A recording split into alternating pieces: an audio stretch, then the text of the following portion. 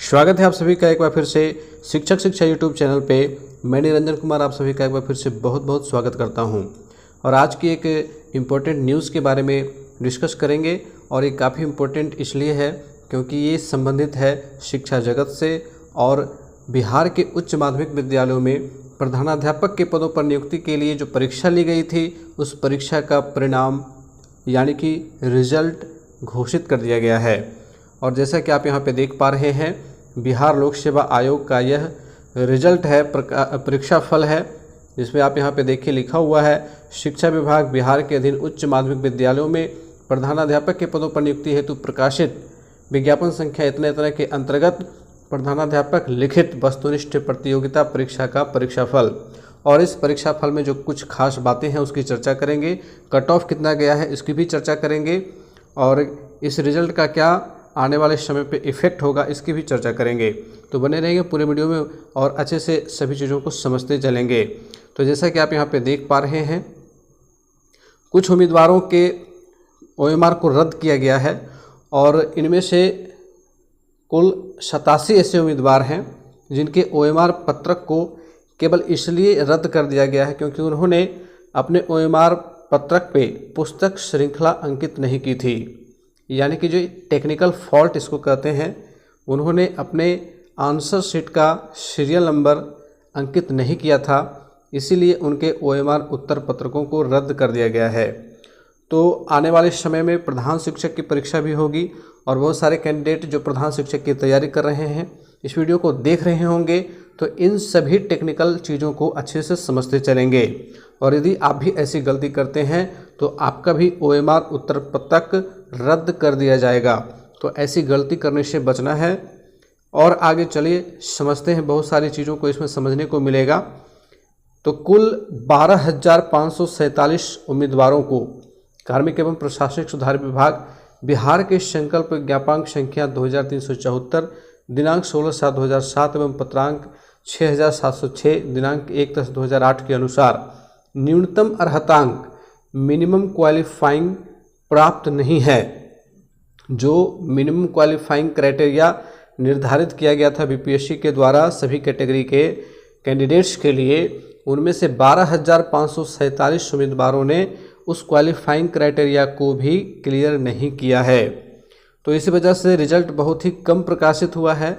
और यहाँ पे आप देखेंगे कि इस प्रकार शेष 421 उम्मीदवारों को सामान्य ज्ञान विषय के प्राप्तांक के अनुसार संयुक्त मेधा सूची तैयार की गई है। आप लोगों को पता है ही कि इस एग्जामिनेशन में 2 पेपर थे, 2 पेपर एक ही में थे, है ना। GS और BEd ये 2 पेपर थे। GS से कुल 100 प्रश्न थे, BEd से कुल 50 प्रश्न थे।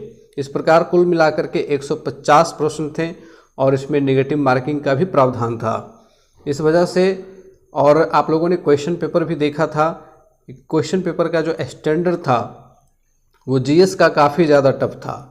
GS का लेवल काफ़ी ज़्यादा टफ था और आउट ऑफ सिलेबस जाकर के कुछ प्रश्नों को पूछा गया था जिसका कोई मतलब नहीं बनता, ऐसे भी प्रश्न डाले गए थे। तो ये भी कारण रहा कि रिजल्ट खराब रहा है। उक्त संयुक्त मेधा सूची के आधार पर 6,421 रिक्तियों के विरुद्ध मेधा क्रमानुसार एवं आरक्षण कोटिवार सफल कुल 421 उम्मीदवारों का परीक्षा फल आयोग निम्न प्रकार से प्रकाशित करता है। यहाँ पे 421 कैंडिडेट्स के नेम उनके रोल नंबर के साथ मेरिट सीरियल के अनुसार से दिया गया है। और यहाँ पे आप देखेंगे कि 6,421 में से 421 उम्मीदवारों का रिजल्ट आया है, यानी कि 6,000 पद रिक्त रह गए हैं। अब इन 6,000 पदों पर फिर आगे भी एग्जामिनेशन कंडक्ट किया जाएगा। तो ये प्रक्रिया आगे भी चलती रहेगी जब तक कि सभी पदों पर प्रधानाध्यापक के कैंडिडेट नहीं मिल जाते हैं, जब तक परीक्षा का आयोजन कराया जाएगा। तो यहाँ पे 421 कैंडिडेट्स के नाम आपको देखने को मिलेंगे। अब बात करेंगे क्वालिफाइंग मार्क्स क्या रहा, कट ऑफ क्या रहा। तो यहाँ पे आप देखेंगे कि लिखित परीक्षा में उपस्थित उम्मीदवारों के अंक पत्र आयोग के वेबसाइट पर मार्कशीट कॉलम के अंतर्गत प्रकाशित किए जाएंगे। अभी नहीं किया गया है लेकिन बहुत जल्द कर दिया जाएगा।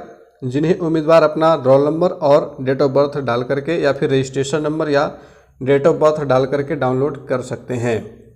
उच्च माध्यमिक विद्यालयों में प्रधानाध्यापक लिखित वस्तुनिष्ठ प्रतियोगिता परीक्षा के परीक्षा फल में कोटिवार कट ऑफ यहाँ पे दिया गया है। सबसे पहले अनरिजर्व्ड की बात करेंगे, अनारक्षित श्रेणी की बात करेंगे तो उसका कट ऑफ मात्र 48 गया है, मात्र 48%। यानी कि जिन कैंडिडेट ने 48% का क्राइटेरिया छू लिया वो इस रिजल्ट में पास हो गए हैं। उसके बाद बात करेंगे अनरिजर्व कोटि के विरुद्ध चयनित 415 उम्मीदवारों में सामान्य वर्ग के 99, अनुसूचित जाति अर्थात एससी के 21, एसटी के 1, ईबीसी के 103 और बीसी के 140 उम्मीदवार हैं। उक्त कोटि के विरुद्ध अंतिम चयनित उम्मीदवार एक महिला उम्मीदवार हैं जिन्हें 48 अंक प्राप्त हैं और उनका प्राप्तांक 48 ही अनरिजर्व्ड कोटि का कट ऑफ अंक है। यानी कि 48 नंबर उन्होंने प्राप्त किया और यही उस कैटेगरी का 48% ही कट ऑफ तैयार हो गया। और उसके बाद बात करेंगे कि सामान्य वर्ग आर्थिक रूप से कमजोर वर्ग के पुरुष उम्मीदवारों के लिए 40%, पिछड़ा वर्ग के पुरुष उम्मीदवारों के लिए 36.5%, अत्यंत पिछड़ा वर्ग के पुरुष उम्मीदवारों के लिए 34% एवं अनुसूचित जाति जनजाति महिलाओं तथा दिव्यांग उम्मीदवारों के लिए 32% न्यूनतम अर्हतांक प्राप्त उम्मीदवारों को संयुक्त मेधा सूची में शामिल किया गया है। अर्थात इतने कट ऑफ को जिन लोगों ने पार कर लिया, छू लिया, वे सभी इस लिस्ट में शामिल हैं। तो इस प्रकार से कट ऑफ जो न्यूनतम क्राइटेरिया रखा गया था पासिंग मार्क्स का वही कट ऑफ रह गया और यहाँ पे जनरल कैटेगरी का 48% गया है कट ऑफ। तो इस प्रकार से प्रधानाध्यापक के शिक्षक परीक्षा में आप लोगों ने इस चीज़ को समझ लिया है कि किस प्रकार से एग्जामिनेशन कंडक्ट किया गया और एग्जामिनेशन में जो प्रश्न पत्र दिए गए थे वो किस प्रकार के थे, और साथ ही जो रिज़ल्ट आया है वो काफ़ी चौंकाने वाला रहा है क्योंकि इतने कम रिज़ल्ट की उम्मीद किसी ने नहीं की थी।